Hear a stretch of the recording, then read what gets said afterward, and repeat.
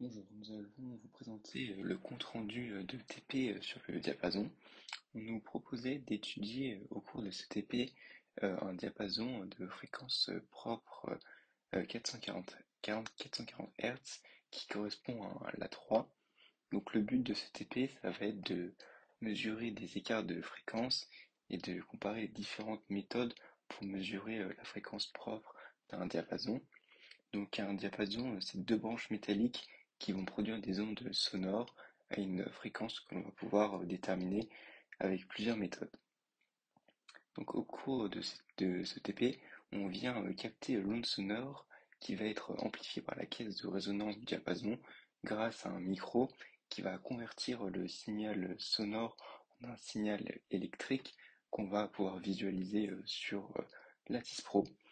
Et enfin, dans une troisième expérience, on va utiliser un deuxième diapason dont on va pouvoir modifier la fréquence propre pour effectuer et observer le phénomène de battement afin de déterminer des fréquences propres de ces deux diapasons.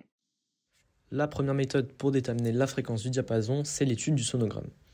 Donc l'étude du sonogramme, c'est une expérience dans laquelle on va utiliser l'Atis Pro et un diapason que l'on va faire vibrer. Tout d'abord, on devait configurer l'Atis Pro en proposant un nombre de points qu'on a pris ici égal à 200, une fréquence d'échantillonnage que l'on prend ici égale à 5000 Hz et un temps d'enregistrement que nous avons égal à 200 millisecondes.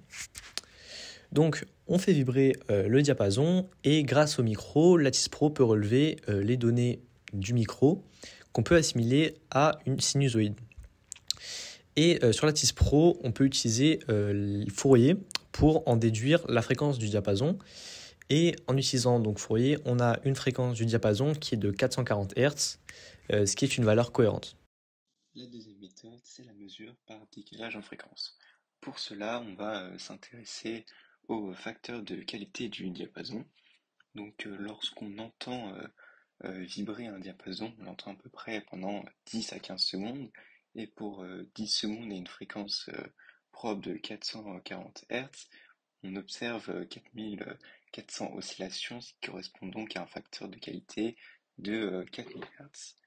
Et concernant la manipulation, on va multiplier le signal du micro par un signal délivré par le GBF de 430 Hz, ce qui va nous donner donc en résultante une fréquence à environ 10 Hz et une autre à 870 Hz. Et donc pour observer uniquement celle à 10 Hz, on va effectuer un filtrage, donc on va utiliser un passe-bas. Et pour réaliser ce passe-bas, on va utiliser une résistance de 1 kΩ et une capacité de 3,2 fois 10 exposant moins 3 farad. Et pour réaliser le filtrage, on va utiliser les paramètres suivants. On va prendre une durée de 1 seconde et une fréquence d'échantillonnage de 100 Hz et pour 1000 points. On aurait pu déterminer la fréquence de résonance F0 pour ensuite en déduire le facteur de qualité Q qui correspond à la fréquence de résonance divisée par la bande passante. Dans le signal résultant, c'est la fréquence tout d'abord de battement, qui est donc la fréquence F2 moins F1, avec F2 la fréquence du deuxième diapason, donc celui sur lequel on place une bague, et F1 la fréquence du premier diapason. Et on a aussi la fréquence donc, du diapason, qui est la somme des deux fréquences divisée par 2, donc la moyenne des deux fréquences. De plus, on peut donner un protocole pour mesurer la différence de fréquence entre les deux diapasons. Alors tout d'abord, on fait vibrer les deux diapasons de manière simultanée. Ensuite, on enregistre le son produit et on observe les variations périodiques des deux diapasons. Ensuite, on mesure donc les fréquences du diapason et la fréquence du battement grâce à leur période et on en déduit la différence entre les deux diapasons. Pour les résultats donc, numériques, on a que la fréquence de battement est de 7,49 Hz et que la fréquence du diapason, donc la moyenne des deux fréquences, est de 436,26 Hz. Évidemment, en prenant en compte les incertitudes. De ça, on peut en déduire donc les fréquences du diapason 1 et du diapason 2, avec la fréquence du diapason 1 de 432,50 Hz et la fréquence du deuxième diapason qui est donc de 440 Hz. Et on voit qu'on obtient des résultats qui sont quand même proches de la méthode précédente.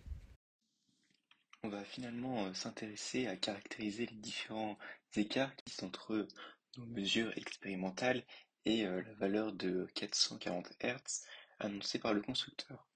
Donc dans un premier temps, lorsqu'on calcule le Z-score pour le sonogramme, on trouve un Z-score à 3,3, ce qui rend la valeur expérimentale non acceptable, ce qui peut notamment s'expliquer par le fait que nous n'étions pas seuls dans une pièce lorsqu'on a fait l'enregistrement de de cette mesure, et ce qui a donc pu créer des incertitudes plus élevées sur cette valeur, mais aussi puisque l'enregistrement n'était pas forcément assez bon du fait de la qualité du micro.